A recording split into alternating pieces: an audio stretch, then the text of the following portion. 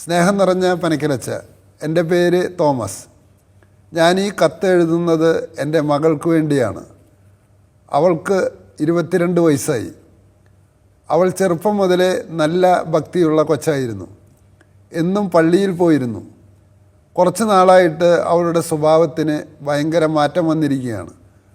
അങ്ങനെ ഒരു ദിവസം ഞാൻ അവളറിയാതെ അവളെ പിന്തുടർന്നു. അപ്പോഴാണ് അവൾ കോളേജിലേക്ക് പോകുന്നില്ല എന്ന സത്യം ഞാൻ മനസ്സിലാക്കിയത്. തുടർന്നുള്ള അന്വേഷണത്തിൽ ഞാൻ മനസ്സിലാക്കിയത് അവൾ മാരക ലഹരി വസ്തുക്കൾക്ക് അടിമയാണ് എന്നാണ്. എൻ്റെ ഭാര്യ ഇതറിഞ്ഞാൽ ചങ്ക് തകർന്നു പോകും. ഇത് ഞാൻ ഏതുവിധം കൈകാര്യം ചെയ്യും അച്ചോ? അച്ഛൻ്റെ വിലയേറിയ നിർദ്ദേശം ഗുഡ്നസ് ചാനൽ വഴി നൽകുമെന്ന് പ്രതീക്ഷിച്ചുകൊണ്ട് തോമസ് എന്ന കുടുംബനാഥൻ്റെ വലിയ ഭയാനകമായ വേദനയും ദുഃഖവുമാണ് ഈ കത്തിൽ നമ്മൾ തിരിച്ചറിയുന്നത്. തോമസ് ഇപ്പോൾ ആയിരിക്കുന്ന അവസ്ഥ വളരെ വളരെ ഗൗരവമായ ഒരു അവസ്ഥയിലാണ്. കാരണം തൻ്റെ മകള്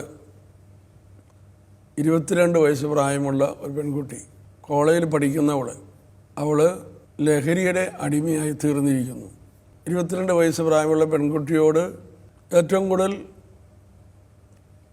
അടുത്ത് പെരുമാറുന്നത് അവളുടെ അമ്മയാണല്ലോ.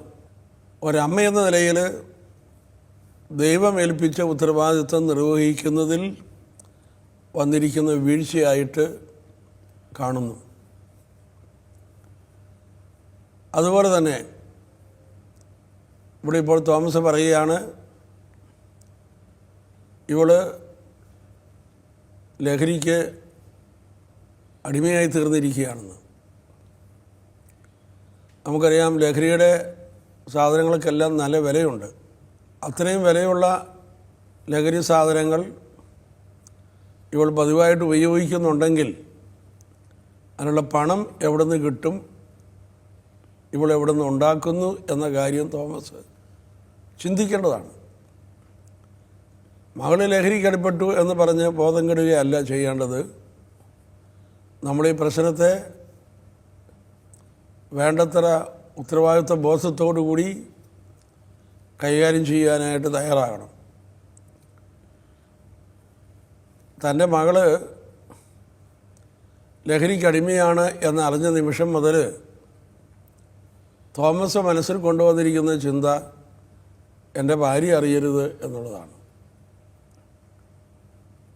തൻ്റെ മകൾ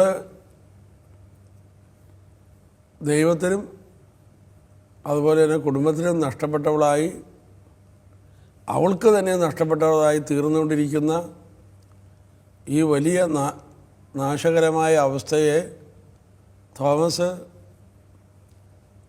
അതിനെ അർഹിക്കുന്ന വിധത്തിൽ കാണുന്നുണ്ടോ എന്നത് ഒരു സംശയമാണ്. അതുകൊണ്ട് സ്നേഹമുള്ള തോമസെ ശ്രദ്ധിക്കുക.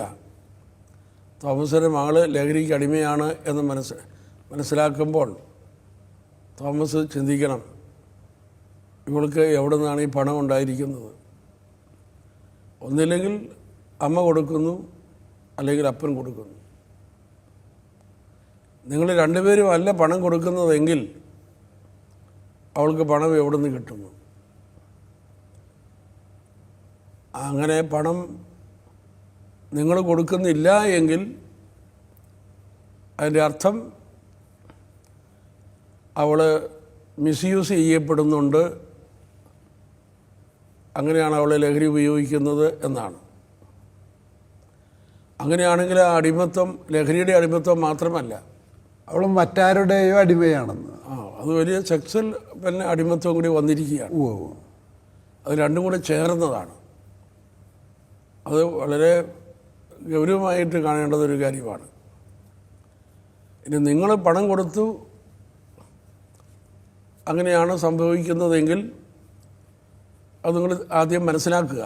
അപ്പോൾ ഇവളോട് ചുറ്റിപ്പറ്റി ഒരു ഗ്യാങ് പ്രവർത്തിക്കുന്നുണ്ട്.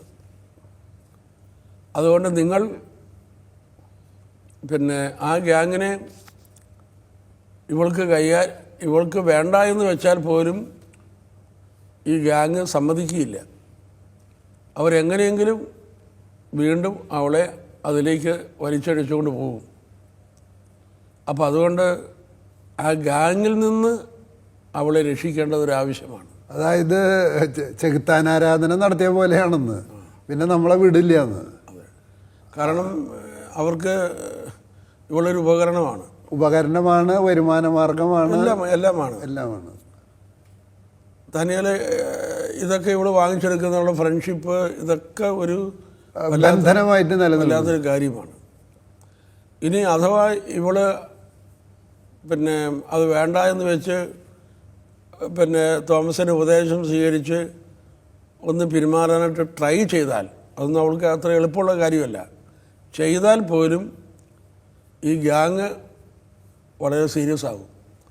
അവർക്ക് പേടിയുണ്ടാകും, ഇവളെങ്ങാനും ഞങ്ങളെ ഒറ്റിക്കൊടുക്കുമോ എന്നൊക്കെയുള്ള പേടി വരുന്നത് കൊണ്ട് സമൂഹത്തിന് വലിയ ഇഷ്യൂ ഉണ്ടാകും. കാരണം ചിലപ്പോൾ അവർ ഇവളെ വേറെ പല രീതിയിലുമൊക്കെ ഭയപ്പെടുത്താനും നശിപ്പിക്കാനും ഒക്കെ ശ്രമിക്കും. അങ്ങനെ വളരെ മദ്യപാനത്തെ പോലെ തന്നെ, വളരെ ലഹരിയുടെ അടിമത്തം പോലെ തന്നെ വളരെ അപകടകരമായ ഒരു ബന്ധത്തിലാണ് തൻ്റെ മകൾ ചെന്ന് എത്തിയിരിക്കുന്നത് എന്ന കാര്യം കൂടി തോമസ് മനസ്സിലാക്കേണ്ടിയിരിക്കുന്നു.